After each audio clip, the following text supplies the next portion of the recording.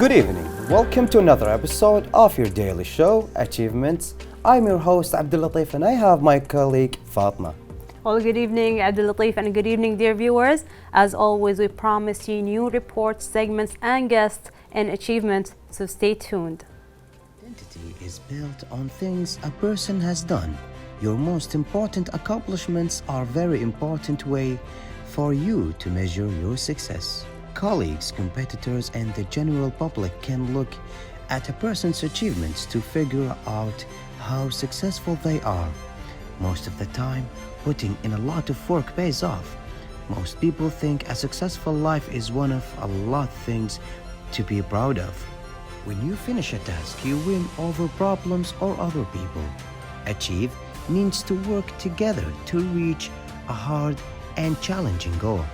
Everyone should be ready to help out and work together if they need to.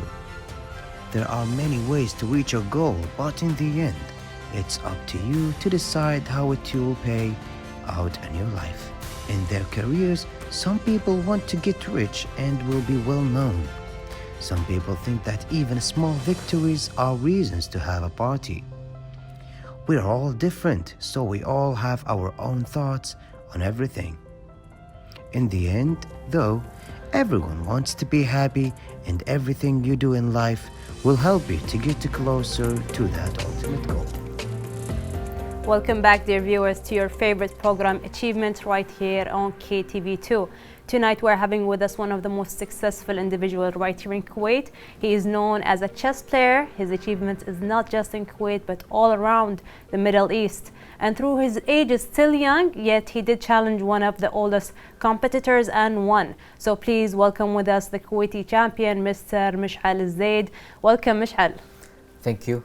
Thank you for being here, of course, and Achievements. We're really happy to have you here with us. Mish'al, we're really glad to have you. Mish'al, I want to talk about the early steps of your journey, and can you tell us, like, when did you start and how with the chess? I started playing tournaments when I was 7, but I think I learned how to play chess from my father when I was 4 or 5.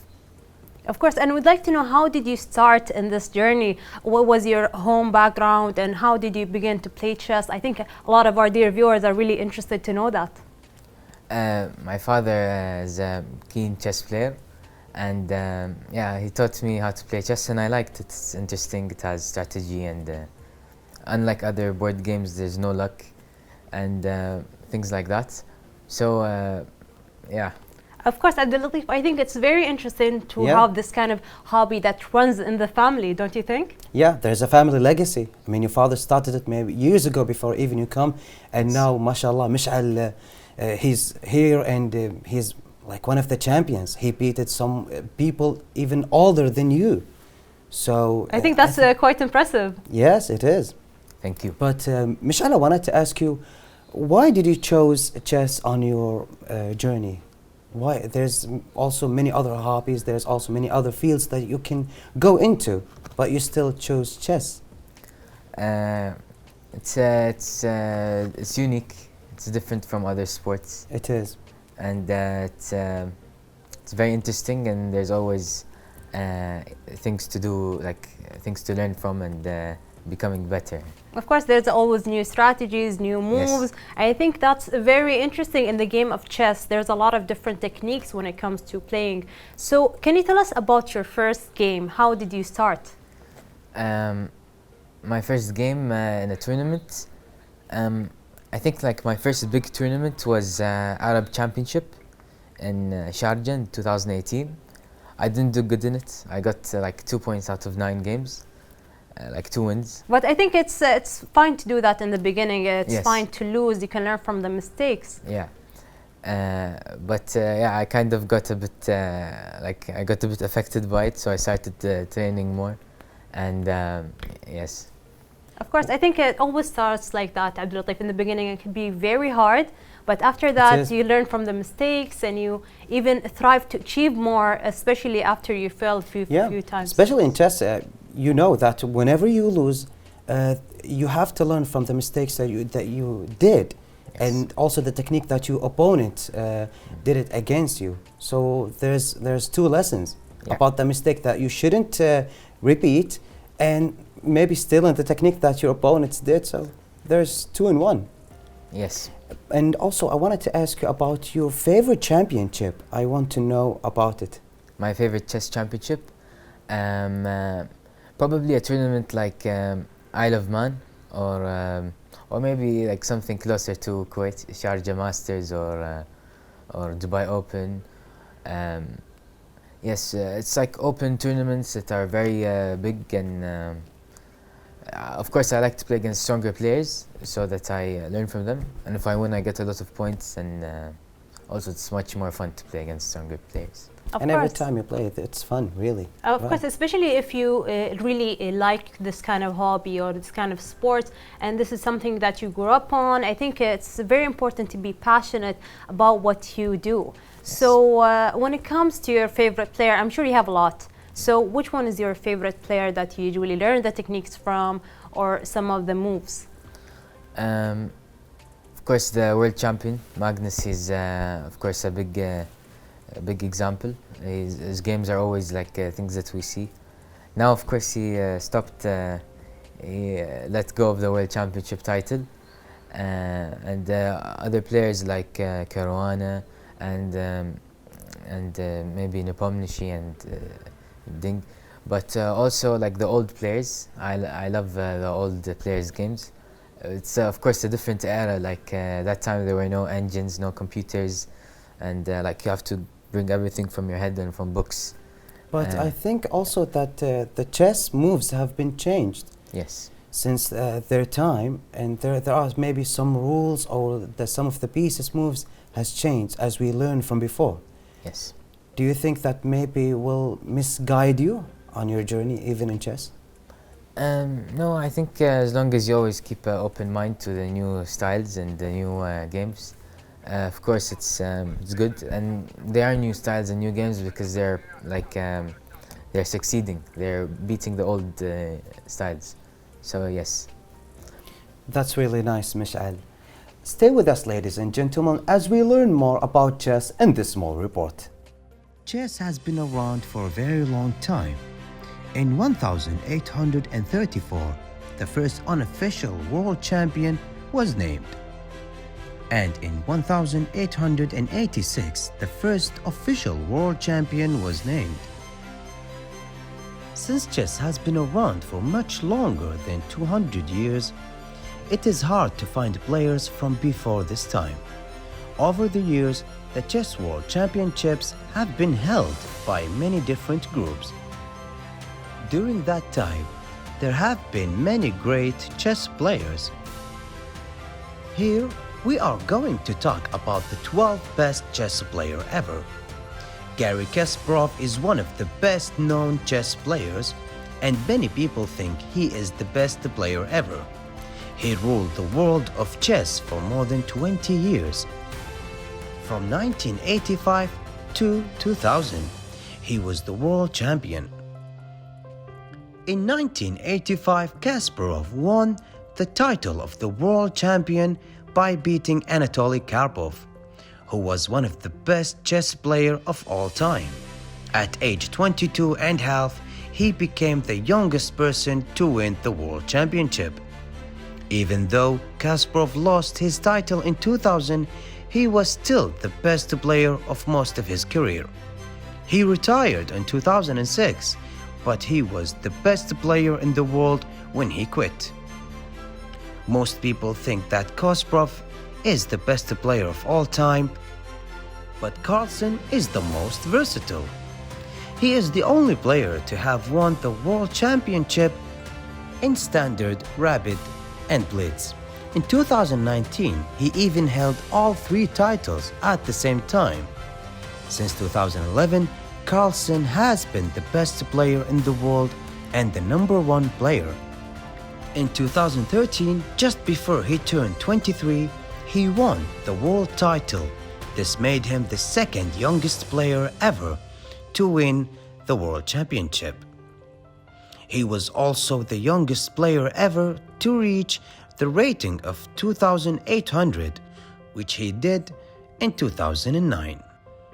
Also, with a score of 2,889, he has the highest score in history. He also set a record in February 2020 by going in 125 games without losing in standard time controls.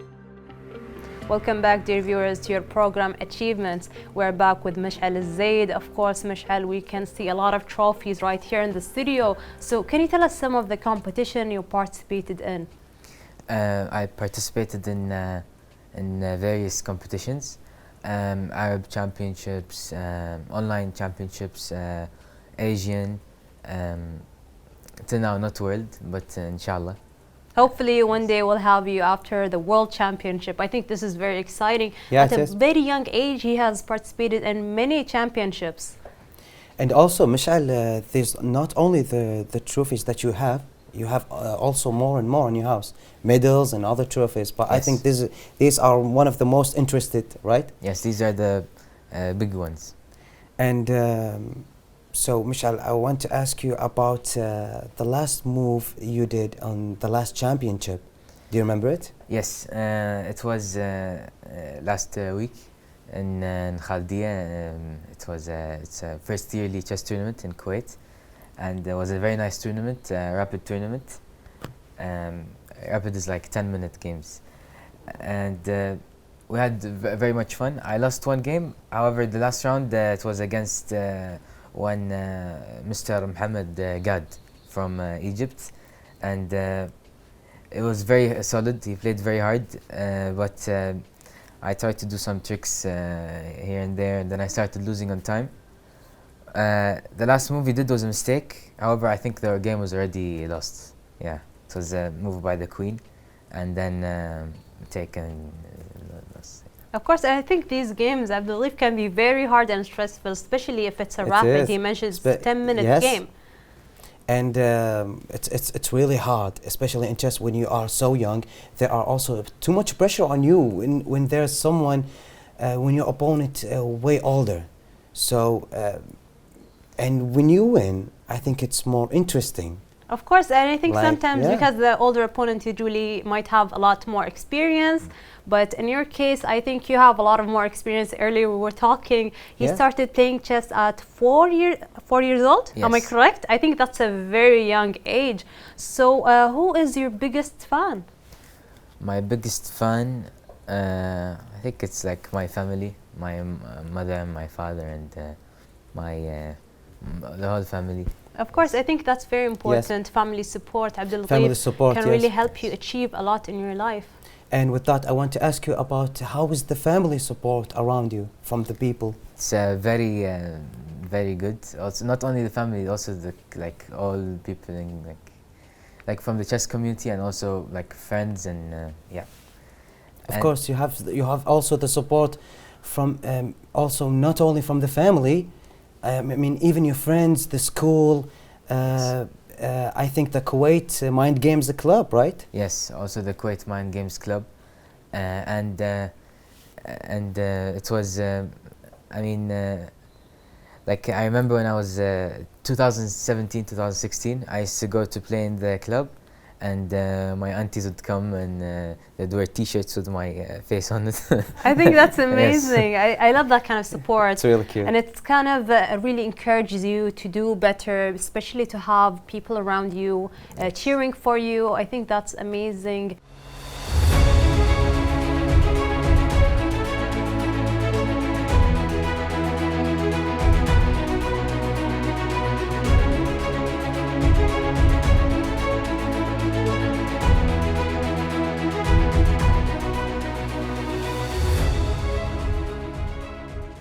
Welcome back, our dear viewers. Tonight we're having with us one of the most successful individual writer in Kuwait. She is known for a language coach as being one of the most important in her field for more than 10 years. Her achievements is not just in Kuwait, but it's all around the Middle East. So please welcome with us Ms. Uraib Al-Fawzan. Welcome to our show Achievement. Thank you so much for having me. It's my pleasure. It's our pleasure to have you here, and of course we have a lot of questions for you. Don't worry, Abdul Latif. Yes, and first I want to say welcome Uraib here with us. Uraib, I wanted to ask you about your early steps in this field as a language teacher. Honestly, starting off as an English teacher. And I remember going in right after graduation looking for a job, and I wanted to be an English teacher in high school. And I did work for 2 years in a private school. And as much as I enjoyed it, I just felt something wasn't right in terms of curriculum, in terms of things being so rigid, in terms of, you can't really go with the flow with your students. So it kind of pushed me a little bit off the radar after that. Of course, I think it's very important to actually follow your own techniques, especially when teaching your students or anyone in life, especially to have your own way. I think you can be sometimes very passionate and you have a lot of different techniques that you want to apply, but sometimes the regulation can be very narrow. So I can imagine how stressful that might be. But I think you achieved so much when you changed your career and you focused on what you are passionate about. So I'm really excited to know more, of course, and I think one of the most important things I think anyone would like to know more about is body language. So can you tell us some of the tricks that you learned, some of the things that you usually teach about body language? Honestly, the entire journey that I spent from going into teaching, I went from private, government school, and then I even threw myself out into a business where I was in an oil field sector for 2 years. That's something completely different. Completely different. And the thing is, the body language comes into play there because you start to really learn about your colleagues while you're working with them. It's like they say something, but they mean something else. Their body language says something and they're saying something else. So I wasn't very clear on that early on in my time in my career. And I remember starting to get into courses, I started learning a little bit more, and then I kind of found myself in coaching. And in coaching, they teach you about body language. They teach you how to read it, because when you're dealing with your clients, you need to be able to sense how they're doing in their moment. Of course, and understand them. Exactly. So being able to see, are they comfortable with you? So for example, if their hands are very tightly pressed together, it means they're nervous. If their hands are closed, they're nervous. Their closed body language says they're not open right now to the session. So you kind of can adjust yourself to hopefully get them to kind of relax and ease into the session. Of course. So body language plays a huge role in these things. It is. Of course. And we want you to teach us, because seriously, I want to learn more about the body language so I can know my colleagues and what they think about. Also Fatma, so I can know what Fatma is thinking about, and if she's nervous or not, maybe I can help her with that. Of course, I think that's very important, especially working with a team, to actually understand them, to understand their body language and how to deal with them, especially as you mentioned with clients. So sometimes we have guests and sometimes they're stressed. So it's very important to actually make them feel at ease. So what really got you into that body language was when you started working with the oil company, how you reacted with people. So after that, what courses did you take? What makes you push more into this kind of field? I took a lot of cognitive behavioral therapy courses actually, and part of it was my journey of self-awareness, I would say. And part of body language and communication comes into play with self-awareness. It's literally all about self-awareness. And when I took those courses, they kind of teach you a little bit more on how to kind of gain insight on yourself. And it was a very funky concept for me at first, because I'm thinking, why do I need to learn about myself? I'm trying to learn about other people. Yes. And then I started listening to these lectures by this person called Jim Rohn. And he talks a lot about how your success and your gateway to communication is about knowing yourself first. But how do you know yourself if you do not know your values? So what are your values? Like, are you someone who takes pride in knowing that you need to have things honest? Do you want things to be open? For me, for example, one of my biggest values is accountability. The ability to take responsibility when something happens. And we think it has nothing to do with communication, but it has everything to do with communication. The minute you learn more about yourself, your values, what you consider important, what you consider disrespectful, you're clear on that. Of course. When you kind of come in with another person and you communicate with people and with a team, you start to say, okay, this is against my value, therefore I'm feeling disturbed by it. So I know not to take it personal, it's something else.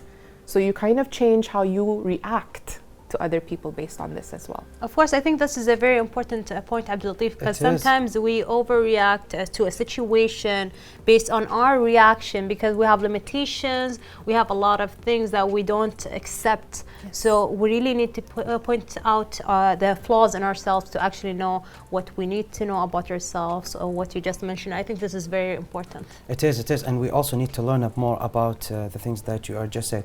But I wanted to ask you about what made you to choose this line to walk on? I feel like my whole life it's something I struggled with. Surprisingly enough, communication skills was something I struggled with. It was difficult for me to express my thoughts, my opinions. It was difficult for me in conflict. I would run away from conflict half of the time because I'm not sure if I'm saying something to make it worse or better. And going on this journey, learning more about myself, and I saw the different scope of qualities in which my communication improved with friends, with family, at work, in terms of professionalism, how I can draft an email or how I can speak in a meeting where it's a lot more successful now compared to before. So I feel like this was such a big personal journey for me. Struggling with it and then deciding, no, I want to overcome it and I want to make something of myself with it. And I noticed that it's something a lot of us lack. A lot of people actually nowadays lack the concept of, well, everything is now technological. We can have ChatGPT, for example, we have Instagram, social media, emails, so they don't feel the need to work on their communication skills. But this is unfortunately the biggest mistake I see, is that you do need to continue working on it because you need to continue working on yourself. Of course, I think this is a very important point you just mentioned. I think a lot of people usually don't have the communication skills. And as you mentioned, you had to overcome something that you weren't really enthusiastic about. You really needed to change that. You knew that if you change that point about yourself, that conflict that you had with confronting people, you would actually become better. And I think it's amazing to see where you are today, to actually see the switch you made in your life. So how did it all begin when you made yourself aware about this kind of situation? It was actually when I lost my job from the oil sector, actually. I remember that was the first time in my life throughout the years of experience that I ever lost my job, and it was when I had just gotten married, just got pregnant. And I recall thinking I had failed. This is it, I have failed and there's nothing else I can do. I have no idea what I'm doing. And yet, it kind of guided me to another path. It guided me where I was thinking, okay, what can I do with this situation? What can I learn from it? And at first, the first instinct when something negative happens is you want to blame everything around you. You used to have a list. It's this fault, it's this person's fault, it's this government's fault, it's this department's fault, it's the shortage of jobs. Of course, it's never really you. It's never us. Mistakes, but it's never yours. But you actually made it, you made yourself aware that it wasn't just the surrounding, it was also yourself in that kind of situation. The toughest pill to swallow is saying that, okay, this is my responsibility. This is something that happened. I need to take a look at myself. I need to take self-inventory. First of all, let me take a look at what was going on in that job. It wasn't achieving any goals that I had. I didn't even set any goals at the time.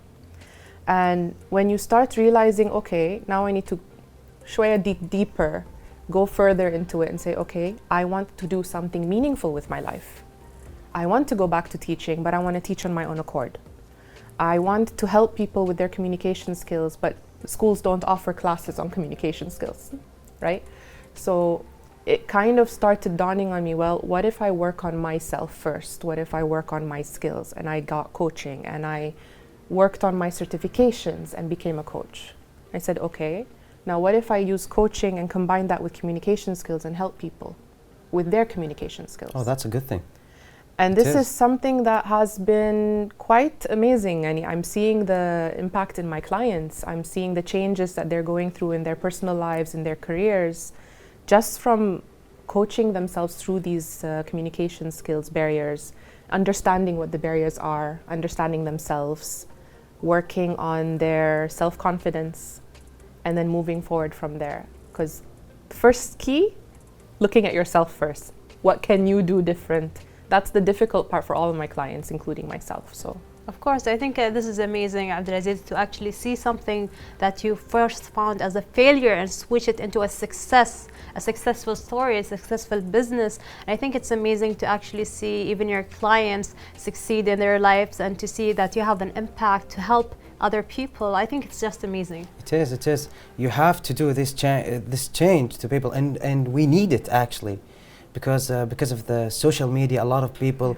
they don't have the skills of communication anymore, and that's unfortunate. And thanks to you, we need also, you can help us to do that, to raise the awareness about, we need to increase our skills when it with comes the to communication, of Yeah. course. And when it comes to your favorite kind of students or anyone who would really approach you for any kind of help, so which one do you think is your favorite type or the favorite kind when it comes to personalities and people to deal with?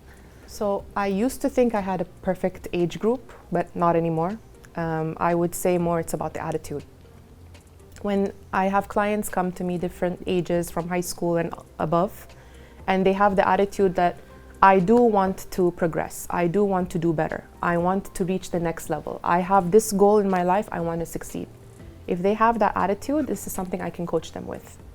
But the ones that come to me and unfortunately they say, well, I don't know, I just want to know what phrases to memorize so that I can communicate effectively at work. It doesn't work that way. Of course. You cannot, yes, you Yes. cannot. You have to increase these skills. You need the passion to work, and if you have this passion, well, okay, you can coach them with that, as you said, and you can work them with that and maybe increase the fire inside their heart to increase the communication skills with them, right? Yeah. And also, I wanted to ask you about when is your favorite time to do what you love? If you have like a hobby or something that's colorful in your life. Well, since starting my own business, since running my company, I kind of learned that I could change my schedule to fit my needs. So now I don't say that there's a specific time, I fit it into my day whenever I choose to. So I have my moments in the days that I schedule for my clients. They have their coaching sessions, I have my classes, everything like that. And then I have moments where it's just Raib's time, my Of time. course. So I think that's very important to actually have a specific time just for yourself. Yes. I think the time management is Oh. key here, especially being a mother and having a business. I think there's a lot of things going on in a person's life to actually have this time alone can make a huge time difference, and especially to reflect on yourself, to see all the things that you're going through and how to deal with them. Just take a breather every now and then. I think that's very important. yes, It is, it is. Especially when you have these members on your family also that you can also communicate with, and you can also help them and let them help you. I think that it is important. But I wanted to ask you about who's Uraib's biggest fan? You have fans, maybe like one of your students also? my daughter, Your daughter? my 2-year-old daughter. That's She's so my cute. number I think one it's fan. adorable. She learns a lot from what she sees from me. I mean, the cutest thing I've ever seen is like when she heads out to the door, I'm going to go see my clients. I'm like, oh, okay, I'm setting some kind of example here. But A great example, of course. I think it's amazing to see your And- kids looking up for you. I think it's just so satisfying, and it just feels amazing. I'm also in touch with my students from back in 2014, 15, and 16. Like, they're still on my social media and everything. And honestly, it's nice to see where they've reached in their lives. Something that I really pride myself in is keeping contact with the people I've worked with, my students, my clients, just seeing how they reach to the next level. It's amazing. Of And course. when you see like if they maybe did something good or maybe something better Yes. in the things that you teach them, it makes you feel proud. Yes. One of the best messages I received was from one of my students, and he said, what you taught us once a week about how to manage our time, and it wasn't even about the curriculum, it was life skills. He said, it really helped me through university, and now I'm almost graduating from med school. And it made me feel so proud, because truly I feel like this is something that needs to be added into schools right now. It's teaching them life skills like communication skills, time management, stress management, Yes, all of of course. these things that can be done through coaching and through training, and it's very useful. Of course, and it's really a pleasure to have you here in Achievements, and hopefully Abdul Latif will have her more to talk about different Inshallah. topics and Inshallah. discuss different techniques when it comes to the body language. It is, inshallah. Inshallah, we'll have you more, and you will also teach us, me and Fatma, for the next techniques and moves, as she said. Yes, exactly. And thank you for being here with us, our dear viewers. We had so much fun, and I just wanted to say thank you, Fatma, and inshallah, we will see you next, inshallah. Thank you, Araib, and thank you, Abdulaghir. That was a really interesting episode of Achievement, and hopefully we'll see you again tomorrow. Goodbye.